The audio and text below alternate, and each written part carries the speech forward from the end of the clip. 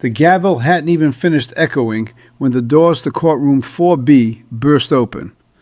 I am not accustomed to that kind of entrance in my courtroom, and I am not about to start tolerating it now. What followed was a masterclass in corporate arrogance that would ultimately cost one insurance executive everything he had built. Good afternoon. Before we proceed with today's matters, I need to address something that occurred during our lunch recess. An individual named Harrison Blackwood, who identifies himself as the Chief Executive Officer of something called Guardian Shield Insurance Group, has just attempted to enter this courtroom without following proper protocol. He walked past the bailiff, ignored the sign-in requirements that exist for the safety of everyone in this building, and proceeded directly to the bench as though he could simply bypass established procedures because of his position. I have spent the better part of the afternoon reviewing documents related to a case that will occupy our attention today, and I can tell you without reservation that what I witnessed in the hallway represents precisely the type of behavior that has brought us to this moment. Mr. Blackwood evidently believes that the rules that apply to everyone else somehow do not apply to him. We are going to explore exactly how that belief system has created the situation before us. Let me set the stage for what this case is actually about, because I suspect many of you watching will find the surface narrative far less interesting than the reality beneath it. The matter before this court involves Eleanor Vance, a 54-year-old schoolteacher from the Federal Hill neighborhood here in Providence. Mrs. Vance has been employed by the Providence Public School System for 27 years, teaching 4th grade at the George J. West Elementary School. She has dedicated her career to educating our community's children, and I want that established clearly at the outset of these proceedings. In March of 2021, Mrs. Vance was diagnosed with stage 2 breast cancer. The diagnosis came during what should have been an ordinary routine examination, and it fundamentally altered the trajectory of her life. Following her oncologist's recommendations, she began an aggressive treatment protocol that included chemotherapy, radiation therapy, and ultimately surgery. The treatment was successful in addressing the cancer, but the medical expenses associated with her care have created a crisis that this court is now being asked to resolve. Mrs. Vance is a subscriber to a health insurance plan provided through her employment with the public school system. The plan is administered by Guardian Shield Insurance Group, the same organization whose CEO just demonstrated such remarkable disrespect for courtroom procedure. Under the terms of this plan, Mrs. Vance was entitled to coverage for her medical treatment, including the chemotherapy and radiation that saved her life. Or so she believed. Or so anyone reading the plain language of her policy would have believed. What followed after Mrs. Vance's treatment was a nightmare that I suspect many Americans will recognize. Despite pre-authorization for her procedures, despite the policy's clear language covering cancer treatment, despite the fact that she had paid her premiums faithfully for 23 years, Guardian Shield Insurance Group denied her claims. They denied them not once, not twice, but 17 separate times over the course of 14 months. Each denial came with a different explanation. Each explanation contradicted the one before it, and every single explanation ultimately failed to withstand even basic scrutiny. When the initial claims were submitted in April 2021, Guardian Shield denied them, citing a policy exclusion for experimental treatments. Mrs. Vance's chemotherapy and radiation were not experimental. They were the standard of care for her diagnosis, recognized by every major medical authority in the country. When that explanation was challenged, Guardian Shield shifted to claiming they needed additional documentation.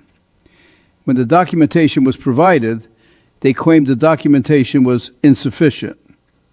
When sufficient documentation was provided, they claimed the documentation was provided too late. This pattern continued for over a year. Mrs. Vance spent countless hours on the phone with customer service representatives who offered no assistance. She submitted formal appeals that were either ignored or summarily rejected.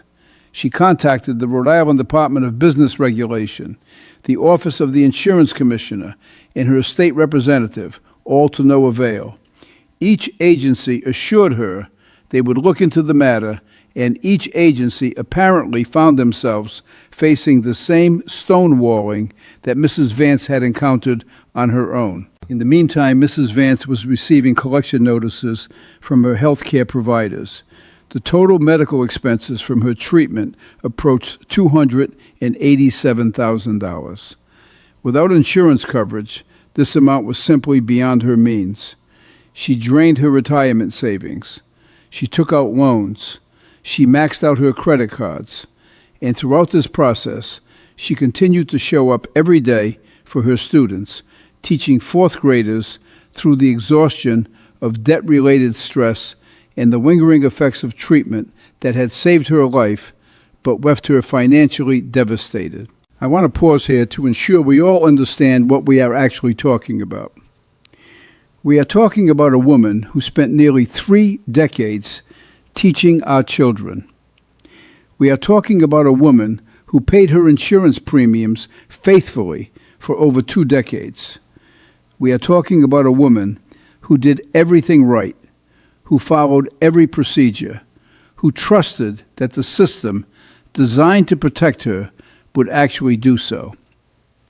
And we are talking about an insurance company that decided, for whatever reason, that paying for her legitimate medical claims was not something they wanted to do. In August of 2021, Mrs. Vance retained legal counsel. Her attorney, Christopher Delgado, of the Greater Rhode Island Legal Assistance Center, recognized that this was not simply a billing dispute, but rather a systematic pattern of claim denial that suggested deeper problems within Guardian Shield's operations. Attorney Delgado filed a formal complaint with this court, seeking an order requiring Guardian Shield to honor its contractual obligations and to provide the coverage that Mrs. Vance was entitled to under her policy. The court scheduled a hearing for September 15th, 2021, at which both parties would present their positions. I want to be absolutely clear about what happened at that hearing, because the events that followed are what brought us to today's proceedings. At the September hearing, Guardian Shield was represented by a corporate attorney named Diana Westbrook, a partner at the law firm of Blackwood and Associates. Yes, the same Blackwood. Diana Westbrook presented her client's position with the kind of polished indifference that I have come to expect from insurance defense attorneys. She argued that Mrs. Vance's claims had been properly denied under the policy's terms, that the company had followed all applicable procedures, and that the court should dismiss the complaint.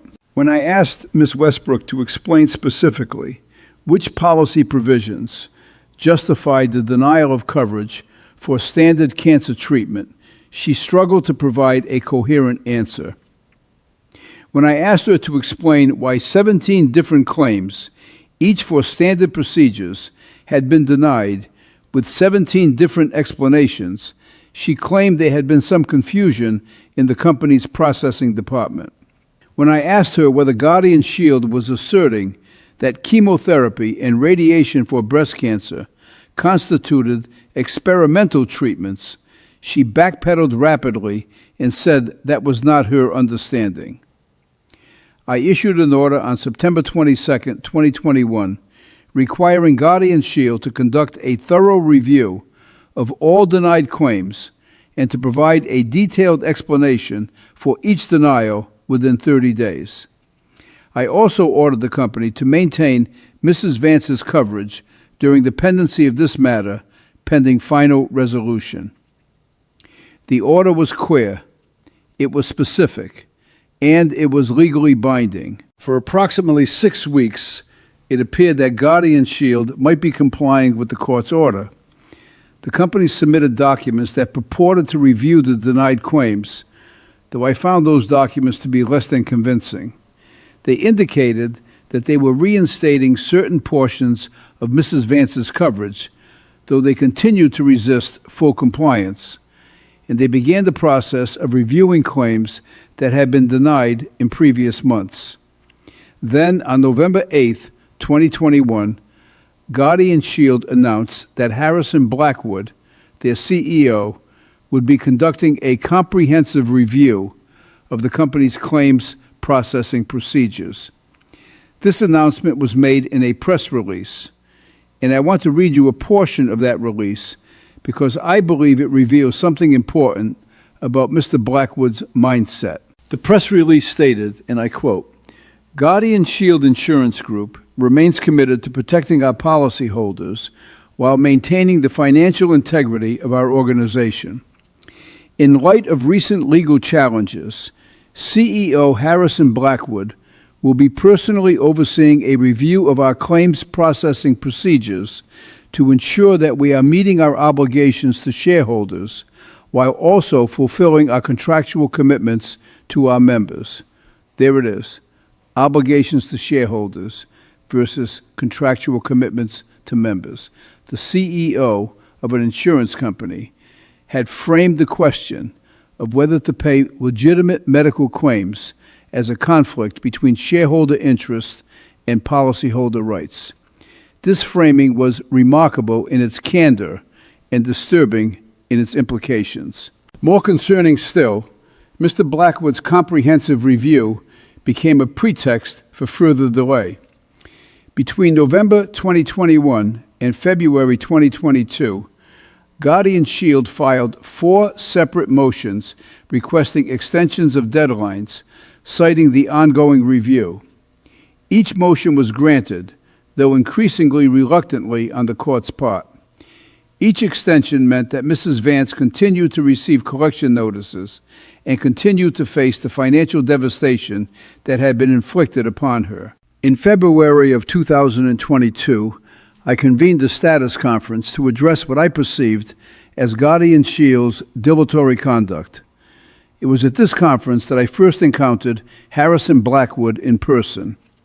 He had apparently decided to attend personally, and he made quite an entrance. He arrived 15 minutes late, accompanied by 2 attorneys and what appeared to be a public relations representative. He was dressed in an expensive suit, and he carried himself with the kind of confidence that typically accompanies significant wealth and power. When I asked him to explain the status of the company's compliance with my September order, Mr. Blackwood proceeded to deliver what I can only describe as a lecture on insurance company economics. He explained that Guardian Shield had obligations to its shareholders. He explained that excessive claims payments could affect the company's stock price. He explained that as CEO, he had a fiduciary duty to maximize shareholder value. He never once mentioned Eleanor Vance by name. He never once acknowledged that there was a real human being whose life had been devastated by his company's conduct. I interrupted Mr. Blackwood's soliloquy and asked him a simple question. Mr. Blackwood, are you telling this court that Guardian Shield Insurance Group has decided not to comply with my September 22nd order because you believe doing so would negatively impact your stock price? Mr. Blackwood's response will stay with me for a long time. He said, and I quote, "Your Honor, I am explaining that the situation is more complex than it might appear. We have stakeholders on multiple sides of this issue, and we need to balance competing interests." I informed Mr. Blackwood that there were no competing interests that justified noncompliance with a court order. I informed him that the contract between Guardian Shield and Mrs. Vance was not a suggestion, but a legal obligation. And I informed him that if his company did not fully comply with my order within 30 days, there would be consequences. What happened over the next 3 months represents one of the most egregious examples of corporate defiance I have witnessed in my decades on the bench. On March 15th, 2022, Guardian Shield filed a motion to reconsider my September order. The motion was 47 pages long and contained numerous legal arguments that I found to be without merit. Most notably, the motion argued that my order had been too broad, that it had failed to account for the company's business judgment, and that the court should defer to Guardian Shield's expertise in evaluating the legitimacy of insurance claims. I denied the motion on March 22nd. In my written decision, I stated that no court in this country had ever held that an insurance company's business judgment gave it license to deny valid claims. I stated that the insurance contract was not a one-sided document that the insurer could interpret however it pleased to maximize its own profits. And I stated that Guardian Shield's conduct throughout this matter suggested a pattern of bad faith that warranted close judicial scrutiny. On April 4th, 2022, Guardian Shield filed an appeal of my orders to the Rhode Island Supreme Court. The appeal was frivolous on its face, designed not to win but to delay, and it worked. The appellate process took 3 months, during which time Mrs. Vance continued to suffer. When the Supreme Court denied Guardian Shield's appeal on July 12, 2022, I believed we had reached the end of this matter. I believed that Guardian Shield would finally comply with the law. I believed that Mrs. Vance would receive the coverage she was entitled to. I was wrong. On July 29, 2022, Guardian Shield announced that it was restructuring its claims processing department. This restructuring, they claimed, required them to place all pending claims, including Mrs. Vance's, into a review status that would take an additional 90 days to complete. The timing of this announcement, coming just weeks after the Supreme Court's decision, suggested that the company had been planning this workaround all along. It was at this point that Attorney Delgado, representing Mrs. Vance, filed a motion for sanctions. The motion argued that Guardian Shield's conduct throughout this 2-year saga demonstrated not merely bad faith, but active contempt for the judicial process. The motion requested that the court impose significant financial penalties on Guardian Shield and on Harrison Blackwood personally for his role in directing the company's obstructionist strategy. That motion is what brings us to today's hearing. The events of this morning, when Mr. Blackwood attempted to enter my courtroom as though he owned it, have only reinforced what the documentary evidence clearly demonstrates. This is not a company that accidentally denied valid claims. This is not a company that made good faith errors in processing complicated paperwork. This is a company that made a calculated decision to deny a legitimate claim because it calculated that the cost of denial would be less than the cost of payment. And when that calculation was challenged in court, this company calculated that it could run out the clock, delay the proceedings, and ultimately wear down the plaintiff through sheer procedural attrition. The internal documents that Attorney Delgado has submitted as exhibits tell the story in stock terms. Guardian Shield's own profitability analyses showed that the company's claims denial rate was directly tied to its quarterly earnings targets. When earnings fell short, denial rates rose. When earnings exceeded targets, denial rates dropped. Eleanor Vance's claim was denied not because her treatment was not covered, but because Guardian Shield needed to improve its numbers in the second quarter of 2021. I want to address Mr. Blackwood directly because I suspect he is watching this proceeding, and I want him to understand exactly what he is dealing with. Mr. Blackwood, you built your company on a foundation of trust. People who buy insurance are not buying a product they can hold or use. They are buying a promise. They are promising that if something terrible happens, if they get sick or injured or face some catastrophe, Their insurance company will help them. That promise is sacred. It is not a marketing slogan. It is not a technicality to be exploited. It is a moral and legal obligation. When you took the oath as CEO, you accepted that obligation. When your company collected premiums from Eleanor Vance for 23 years, it accepted that obligation. And when your company denied her legitimate claims 17 times over 14 months, it violated that obligation in the most fundamental way possible. But here is what you apparently do not understand, and what I hope you will understand by the end of this proceeding.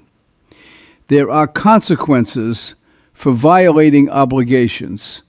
There are consequences for treating legal promises as optional. There are consequences for defying court orders. And there are consequences for believing that your money and your position make you immune to those consequences. Let me explain what happens next. The motion for sanctions is granted. Guardian Shield Insurance Group is ordered to pay $500,000 in sanctions to this court to be directed toward the Rhode Island Legal Services Corporation for the purpose of funding representation for low-income residents facing insurance disputes. Additionally, Harrison Blackwood is held personally liable for sanctions in the amount of $250,000 based on his direct involvement in the pattern of noncompliance documented in the record. Guardian Shield Insurance Group is ordered to pay Eleanor Vance's outstanding medical bills directly in the amount of $287,432. This payment shall be made within 30 days of today's date. Additionally, Guardian Shield shall pay Mrs. Vance $150,000 in compensatory damages for the financial and emotional distress caused by the company's bad faith conduct.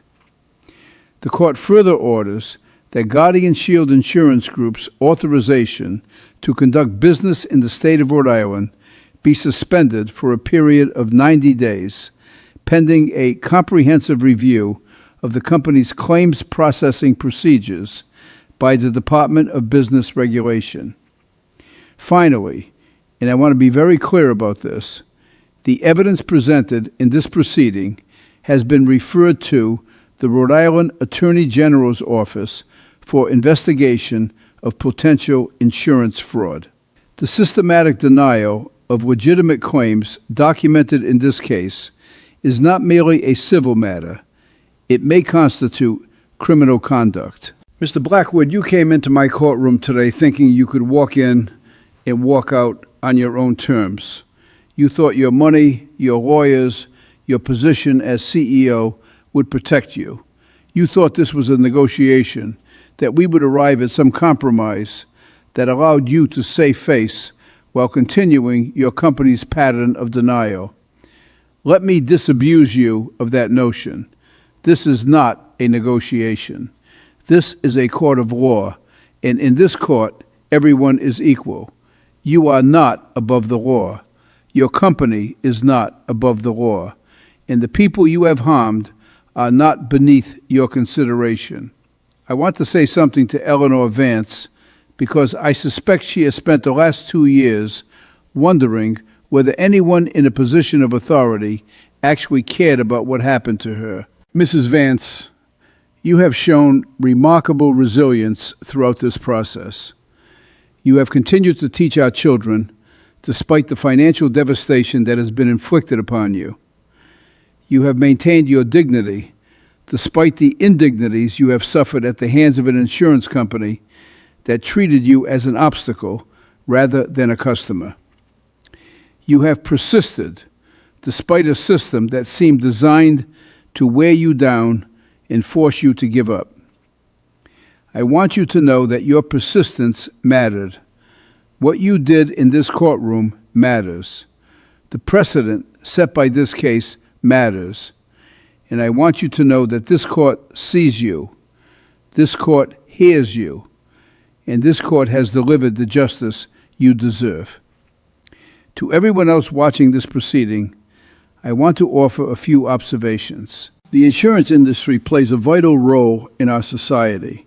When people pay for insurance, they are buying peace of mind. They are buying protection against catastrophe. They are buying the promise that they will not face financial ruin when they get sick or injured.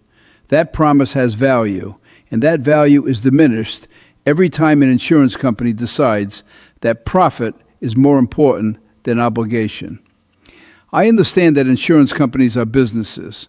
I understand that they have shareholders and that they need to remain profitable to stay in business. But profitability cannot come at the expense of the fundamental promise that insurance represents. When companies systematically deny legitimate claims, they are not managing risk, they are perpetrating fraud. If you are watching this and you have had a similar experience, I want you to know that the law is on your side. Courts exist to protect people like Mrs. Vance from companies like Guardian Shield.